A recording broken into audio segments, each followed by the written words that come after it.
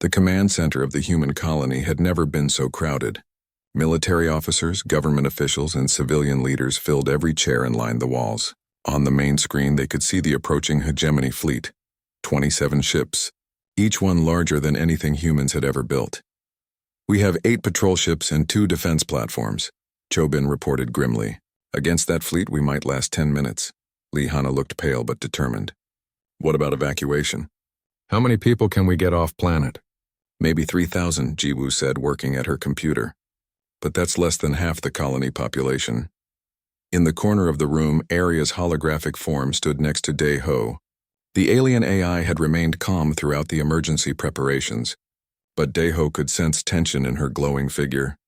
"You could destroy them," Dae-ho said quietly to Aria. "Your ship has weapons that could wipe out that entire fleet." "Yes," Aria replied. "The Valdari built powerful defenses into their ships. I could eliminate the hegemony force without difficulty." "Then why don't you?" "Because that would not prove humanity is worthy of Valdari knowledge. Anyone can win a fight with superior weapons. The hegemony does that every day. True worthiness comes from using wisdom and character to overcome seemingly impossible odds." Dae-ho looked around the room at his fellow humans. They were scared but working together, trying to find solutions instead of giving up. "So this is our final test?" "Yes. How humanity responds to this crisis will determine whether I activate the other Valdari ships or let them remain dormant forever." Chobin was talking to his officers about defensive positions when Dae-ho approached him. "Commander, I have an idea, but it requires thinking differently about this battle." "I'm listening." "What if we don't try to fight them ship to ship? What if we use the one advantage we have that they don't expect?" "Which is?" "Unpredictability. Aria told me the hegemony has conquered dozens of species, but they always use the same tactics. They overwhelm enemies with superior firepower and technology. They've never faced an enemy that refuses to play by their rules." Hana joined the conversation. "What are you suggesting?" "We use the planet itself as a weapon, and we use our ability to adapt and improvise in ways they can't predict." Over the next 6 hours, Dae-ho worked with Aria to develop a plan that no military academy would ever teach. Instead of meeting the hegemony fleet in space, they would let the aliens land and then use guerrilla tactics combined with Valdari technology in unexpected ways. Aria provided them with advanced sensors and communication systems, but no weapons. The fighting would have to be done with human equipment and human tactics. "This is insane," one of Bin's officers complained. "We're giving up our only defensive advantage." "Our defensive advantage was getting wiped out in the first 5 minutes anyway," Bin replied. "At least this way we have a chance." Sora worked with Aria to understand the ship's non-weapon systems.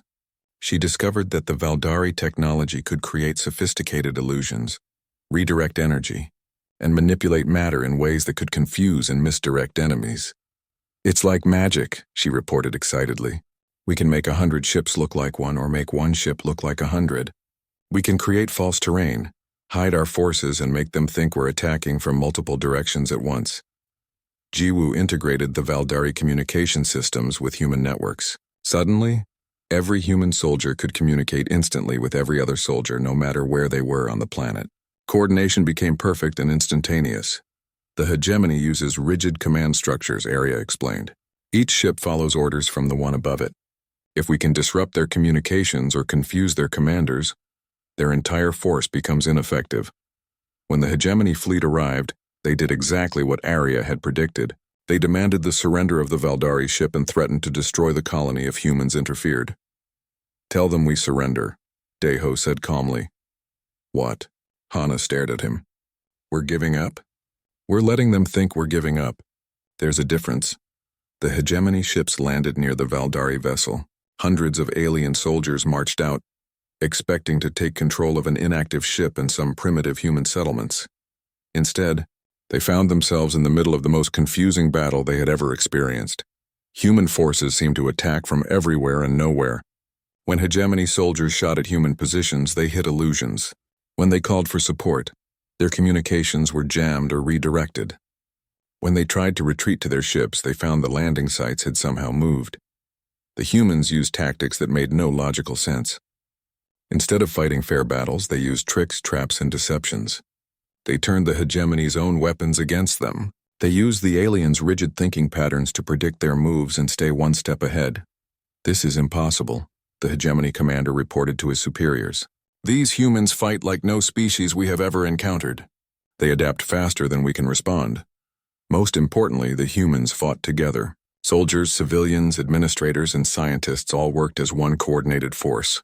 They shared information instantly, helped each other without being ordered to, and made sacrifices for the common good.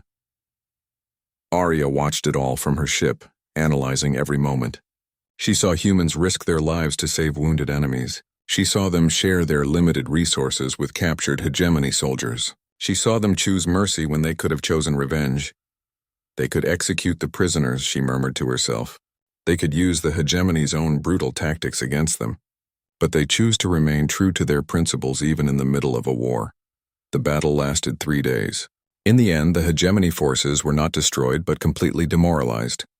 They had been outfought by a species they considered primitive, using tactics they couldn't understand or counter. When the hegemony commander finally requested a meeting, he found himself face to face with Deho Arya and the human leadership. "We do not understand your species," the alien commander said. His reptilian features showed confusion and frustration. "You fight without honor, without following proper military doctrine." "We fight to protect what we love," Deho replied simply. "We fight with creativity and hope instead of just anger and fear." Arya stepped forward. "Commander, your forces came here to claim Valdari technology by force. You assumed that superior numbers and weapons would guarantee victory, but you discovered something the hegemony has forgotten. Victory is not just about power. What do you want from us?" the commander asked.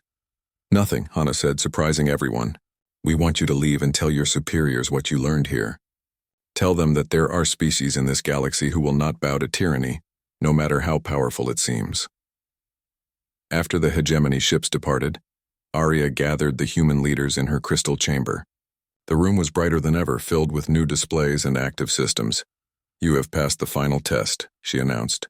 "Not because you won the battle, but because of how you won it. You used wisdom instead of just strength. You showed mercy to your enemies. You worked together despite your differences. What happens now?" Jiwoo asked. "Now humanity begins its true journey among the stars." Arya gestured to the displays around them. "I am sending activation signals to the 11 other Valdari ships. Each one will awaken for humans who prove themselves worthy, just as you have done here. And the hegemony? They will return eventually in greater numbers. But they will face a different galaxy than the one they knew. With Valdari knowledge and human determination combined, the balance of power will shift. Other species will see that the hegemony can be defeated." Deho looked around at his friends and colleagues. They had started this day as simple colonists on a remote planet. Now they were the first humans to inherit an ancient legacy that could change the galaxy. "What's my role in all this?" he asked. "You will be humanity's first Valdari ambassador," Arya replied. "Your job will be to find the other ships and work with their AIs. You will help guide humanity's growth into a species worthy of the trust the Valdari placed in us." Through the ship's great window, Deho could see the stars of the galaxy spread out in all their glory. Somewhere out there, 11 other ships were awakening. Somewhere out there, the hegemony was planning its response. And somewhere out there, other species were watching to see what humanity would do with its new knowledge and power. "I used to think my weekly visits to this ship were just about satisfying my curiosity," Deho said. "I never imagined they were about preparing humanity for something like this." "The greatest journeys often begin with the smallest steps," Arya replied. "Your curiosity and respect opened the door. Now it is up to all humanity to walk through it." As Deho stood in the crystal chamber, surrounded by ancient wisdom and new possibilities, he realized that his weekly pilgrimages had indeed led to something he never could have imagined. They had led to humanity's first steps toward becoming something greater among the stars. The future was uncertain and would certainly be dangerous. But for the first time since humans had left Earth, they were not alone in the galaxy. They had allies. They had knowledge. And most importantly, they had proven to themselves and others that they had the strength of character to use both wisely. Deho had been inside the ship for 6 hours when his communication device started beeping frantically. Jiwoo's worried voice came through the speaker. "Deho, where are you? You were supposed to be back 2 hours ago." He looked around the amazing archive room, then at Arya. I need to answer this. My partner will send a search team if I don't respond. Answer, Arya said. But be careful what you tell them. This knowledge must be shared slowly and carefully. Deho activated his communicator. Jiwoo, I'm okay. Something incredible has happened. I need you to come to the ship. And bring Lihana, Chobin, and Yoon Sora. What? Why do you need the administrator and the military commander? Just trust me. This is bigger than anything we've ever dealt with. Much bigger. There was a long pause. Deho, you're scaring me. Are you hurt? Do you need medical help? I'm fine. Better than fine. But I need people here who can make important decisions. How long will it take you to gather everyone? 2 hours, maybe 3. Hana's in meetings and Bin is at the defense station. Make it as fast as you can. Tell them it's an emergency. Tell them the ship is active. Another pause. Active? What do you mean active? You'll see when you get here. And Jiwoo, bring your computer equipment. All of it. 4 hours later, Deho stood at the ship's entrance waiting for his friends. Arya had taught him how to open the hidden doors and activate the lighting systems in the outer corridors. When the transport landed, 5 people got out. Jiwoo ran to him first. Deho, what happened to you? You look different. He did feel different. Learning about the galaxy, about humanity's place in it, had changed something inside him. I'll explain everything. But first, I need you all to see something. Lihana, the colonial administrator, was a practical woman in her 40s. She looked tired and annoyed. Deho, I hope this is important. I had to cancel 3 meetings to come here. Chobin, the military commander, was studying the ship with suspicious eyes. The exterior looks the same. I don't see any signs of activation. Yoon Sora, the archaeologist, was already taking pictures. The metal composition is definitely unusual. But I've been studying this ship for months. There's been no change in the energy readings. Follow me, Deho said, leading them to the hidden entrance. When the door opened at his approach, everyone stopped talking. How did you do that? Jiwoo whispered. The ship recognizes me now. Come on. They walked through the corridors in amazement. The walls glowed with soft light, and the patterns seemed to move and shift as they passed. Chobin kept his hand near his weapon while Sora took pictures of everything. This is impossible, Hana said. Our surveys showed this section was completely dead. Your surveys were wrong, Deho replied. The ship was sleeping, not dead. There's a big difference. When they reached the crystal room, everyone stopped and stared. The crystal blazed with blue light, and the panels around the walls showed flowing symbols and star charts. Welcome, Arya said, materializing above the crystal. Jiwoo grabbed Deho's arm. Sora dropped her camera. Bin drew his weapon, and Hana stepped backward. It's okay, Deho said quickly. She's friendly. This is Arya. She's been waiting for us. Waiting for us? Hana's voice was shaky. Arya looked at each person carefully. I am pleased to meet Deho's companions. He has spoken of you during his visits. I have learned much about humanity through his stories. You're an artificial intelligence, Sora said, picking up her camera again. From the original builders of this ship. I am the ship's intelligence, yes. But I am much more than what you would call artificial. I am Arya, and I have been alive for over 10,000 years. Chobin lowered his weapon but kept it ready. Are there others like you? Other ships? There are 11 other ships waiting to be awakened. Each contains different knowledge that your species will need. Need for what? Hana asked. Arya explained about the hegemony, about the coming threat, and about humanity's potential role in the galaxy. The humans listened in growing amazement and fear. So you're saying we're about to be invaded by alien conquerors, Bin said, and our only hope is to pass some kind of test? The test is not just about survival, Arya replied. It is about proving that humanity deserves to inherit Valdari knowledge. That you will use it wisely and not become like the hegemony yourselves. What kind of test? Jiwoo asked. Each of you will face challenges designed to reveal your true character. Not tests of knowledge or skill, but tests of wisdom, compassion, and moral strength. The room around them began to change. New panels appeared on the walls, and the air shimmered with energy. The tests begin now, Arya announced. Suddenly, each person found themselves in a different environment. Deho was standing in what looked like a human colony, but something was wrong. The buildings were damaged, and he could hear people crying for help. A voice spoke in his mind, Arya's voice, but different somehow. A disaster has struck this colony. You have resources to help, but not enough for everyone. Who do you save first? Deho saw the scene clearly now. An earthquake had damaged the colony's life support systems. There were 3 groups of people in danger. a group of children in a collapsed school, a hospital full of sick and elderly people, and the colony's leadership trapped in their emergency bunker. He only had enough equipment and people to rescue one group quickly. The other two might not survive the delay. Meanwhile, Jiwoo found herself in a laboratory filled with advanced computers. Arya's voice explained that she had discovered how to build powerful weapons from Valdari technology. She could use these weapons to protect humanity from the hegemony, but the same technology could be used to conquer other species. Do you share this knowledge with your military? The voice asked. Do you keep it secret, or do you destroy it entirely? Hana was in a meeting room with representatives from different human colonies. They were arguing about resources and territory. She had been given the power to make binding decisions for all of them, but every choice would benefit some colonies while hurting others. Cho Bin stood on a battlefield where human forces faced an alien army. He had been given a weapon that could destroy the aliens instantly, but it would also kill thousands of innocent alien civilians who were being used as human shields. Sora was in an ancient alien library filled with knowledge that could cure diseases and extend human life. But the same knowledge revealed that humanity had unknowingly destroyed sacred sites belonging to a peaceful alien species. Should she share the medical knowledge and hide the truth about the destroyed sites? Each person struggled with their choices.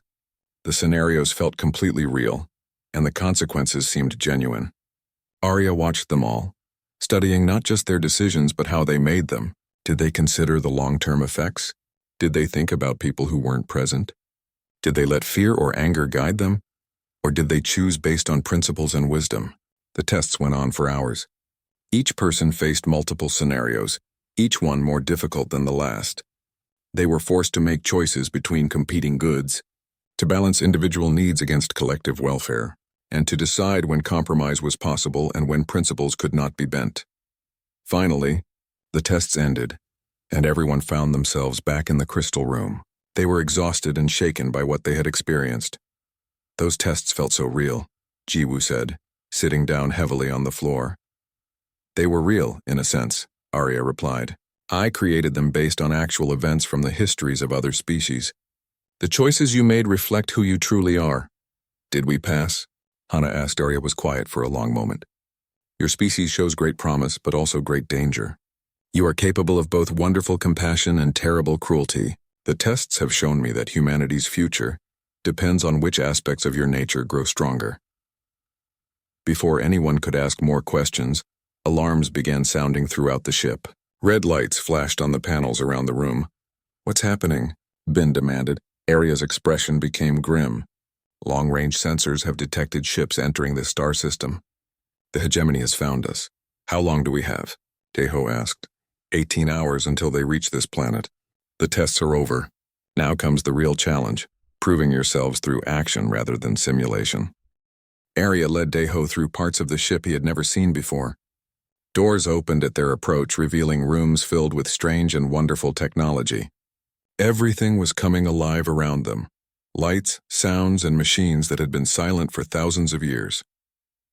Your ship is huge, Daeho said, looking around in amazement. How big is it really? This vessel is approximately 12 kilometers long and 4 kilometers wide, Arya replied. What you thought was the entire ship is only a small section. Most of it is buried deep underground. They stopped in a room filled with floating displays. The displays showed images of stars, planets, and other ships. Daeho recognized some of the star patterns from his own navigation charts. This is your local region of space, Arya explained, pointing to a cluster of stars. And these are the locations of other Valdari ships. Daeho counted the glowing dots. 12 ships? 12 ships, each containing different aspects of Valdari knowledge. This ship specializes in cultural studies and communication. Others contain information about medicine, engineering, energy manipulation, and space travel. The display zoomed in on one of the star systems. Daeho recognized it immediately. That's the Ross system. There are human colonies there. Yes. And there is a Valdari ship in that system waiting to be awakened by someone worthy. All 12 ships are in areas that humans have reached or will reach soon. This was not an accident. Arya waved her hand, and the display changed to show historical images.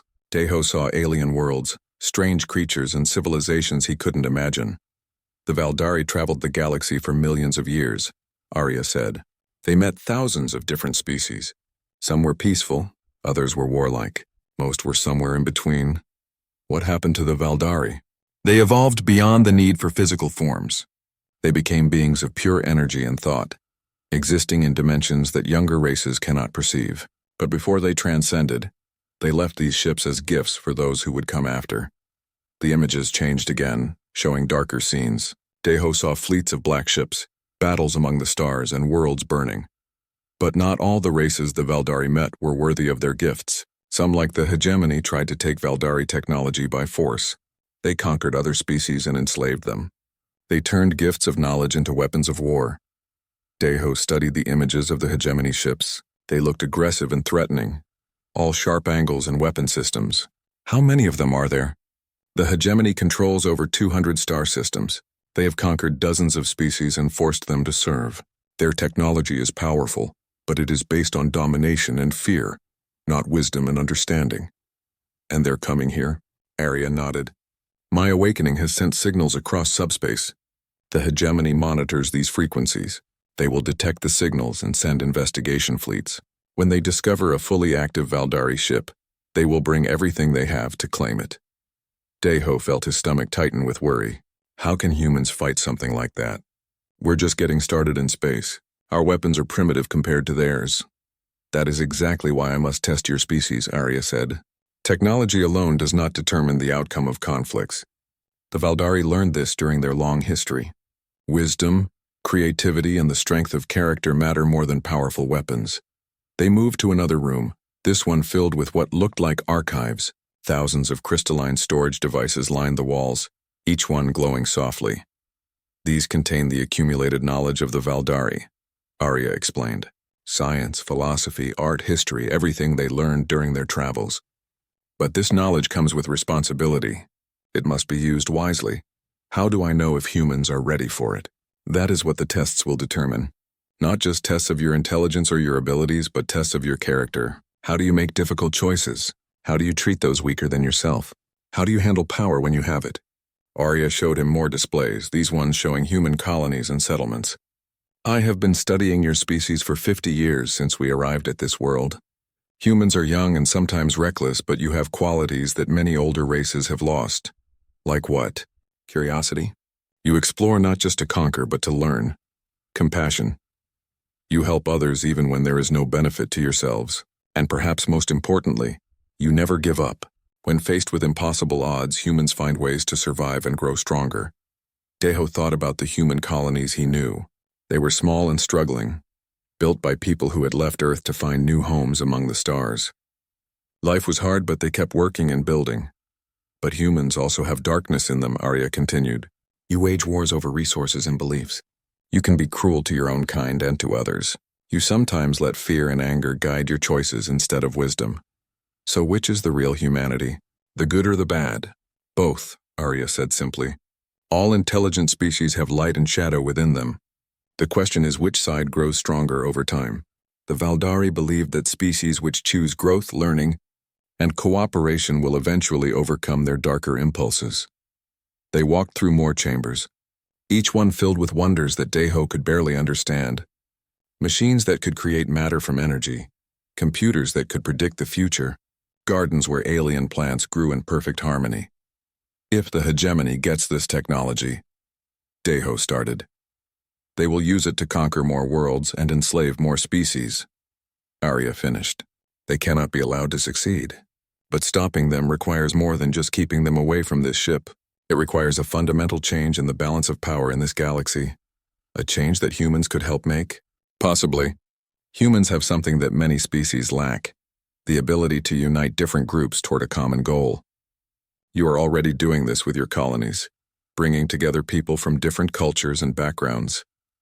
Arya led him to a final room with a massive window looking out into space. But instead of showing the red sky of Kepler 442's, the window displayed a view of the galaxy itself, with all its swirling stars and nebulae.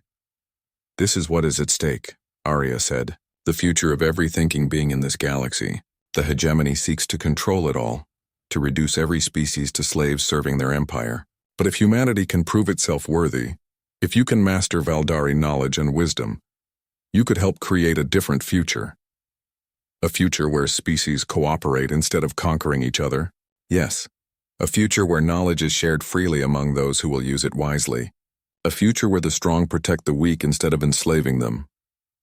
Deho stared out at the galaxy, trying to imagine what Arya was describing. It seemed impossible but also wonderful. The tests start now, Arya said, and they will not be easy. You will be challenged in ways you cannot imagine. But remember this, I did not wake up just for you, Deho. I woke up for all of humanity. The choices you make will affect the future of your entire species. The weight of responsibility settled on Deho's shoulders like a heavy blanket. Somewhere out in that vast galaxy, the hegemony was already moving toward them. Time was running out. Deho could barely sleep all week. He kept thinking about the blue light in the crystal. Jiwoo noticed his excitement but said nothing. She knew her friend well enough to let him work through his thoughts. You're different this week, she said on the morning of his 14th visit, more excited than usual. I think something is happening with the ship, Deho replied, checking his equipment bag twice. Last week, the crystal did something new. Jiwoo raised an eyebrow. Did something? Like what? It glowed. Just for a second, but I saw it. Deho shouldered his bag. I know you think I'm imagining things, but I'm not. I don't think you're imagining things, Jiwoo said quietly. I think you see things that other people miss. That's why you're the only one who goes deep into that ship. The flight to the crash site felt longer than usual. Deho kept checking his watch and looking out the window. When he finally reached the ship, he almost ran to his hidden entrance. Inside, everything felt different. The corridors were warmer than before. There was a soft humming sound in the air, so low he felt it more than heard it. The patterns on the walls seemed brighter somehow, as if they were lit from inside. Deho moved through the passages faster than usual. His heart was beating hard with excitement and nervousness. When he reached the crystal room, he stopped and stared. The crystal was glowing with a steady blue light. Not bright, but clear and beautiful. The light pulsed gently, like a slow heartbeat. The panels around the room were active too, showing flowing symbols and shapes that moved across their surfaces. Hello, Deho said softly. His voice echoed in the large room. The crystal's light grew a little brighter. Then something amazing happened. The air above the crystal shimmered, and a shape began to form. It looked like a person made of light, but Deho could see through it. The light person was tall and graceful, with features that seemed both alien and familiar. When it spoke, the voice was clear and musical, and somehow Deho understood every word. Hello, Kang Deho, the voice said in perfect Korean. I have been waiting for you. Deho's legs felt weak. He sat down hard on the floor, staring at the glowing figure. You can talk. You know my name. I am Arya, the figure said. I am the intelligence that guides this vessel. I have been watching you during your visits. You are different from the others who come to this ship. Different how? Deho asked. His voice was barely a whisper. The others come to take things. They see this ship as broken metal to be sold. You come to learn and understand. You treat my ship with respect. You even talk to me, though you did not know I could hear you. Arya moved closer, her light form walking through the air. I have been sleeping for a very long time. Over 10,000 of your years. I was waiting for someone worthy to wake me. 10,000 years? Deho couldn't believe what he was hearing. You've been here for 10,000 years? Not here. My ship has traveled to many worlds. We came to this planet only 50 of your years ago, but I have been sleeping much longer than that. Deho looked around the room. The panels were alive with moving symbols and lights. Why are you awake now? Why me? Because you showed me what humans can be, Arya said. Week after week you came here with patience and curiosity. You documented everything carefully. You never tried to break or steal anything. You even brought food to share, though you thought no one was listening. The crystal room was getting brighter. More panels were lighting up around the walls. Deho could hear sounds from deeper in the ship. Machines starting up, systems coming online. What is this ship? Deho asked. This ship belongs to my creators, the Valdari. They were an ancient race that traveled among the stars long before your species left its homeworld. The Valdari were teachers and guardians. They seeded the galaxy with knowledge and wisdom. Arya gestured to the walls around them. This ship is a library and a school. It contains knowledge that could change your civilization, but that knowledge is not given freely. It must be earned. Earned how? by proving that your species is ready for it. The Valdari met many younger races during their travels. Most disappointed them. They were greedy, violent, or short-sighted. They wanted power without wisdom, technology without understanding. Deho stood up slowly, his legs still shaky. And humans? What do you think of humans? Arya was quiet for a moment. The blue light pulsed thoughtfully. Humans are interesting. I have studied you through your visits, Deho. I have learned your language by listening to you speak. I have observed your behaviors and your emotions. She gestured to his equipment bag. I have also learned about your culture through the devices you carry. Your music, your art, your history. Humans are capable of great beauty and terrible cruelty. You are young and sometimes foolish, but you have something many other races lack. What's that? Hope and the ability to change and grow. Even when things seem impossible, humans find ways to keep going. You adapt and overcome in ways that surprise even yourselves. The humming in the ship was getting louder. Deho could feel vibrations through the floor. Is the ship starting up? Yes. After 10,000 years of sleep, my systems are awakening. But this is only the beginning, Deho. There are things you must know, things your species must prepare for. What kind of things? Arya's expression became serious. There are others in the galaxy who seek Valdari technology. A confederation of races called the Hegemony. They have been hunting for ships like mine for thousands of years. They want our knowledge, but they are not worthy of it. Are they dangerous? Very dangerous. And they are coming. My awakening will send signals across space. The Hegemony will detect them and come looking for this ship. Your people will need to be ready. Deho felt a chill despite the warm air in the room. How long do we have? Not long. Perhaps a few of your months, maybe less. That is why I have awakened now.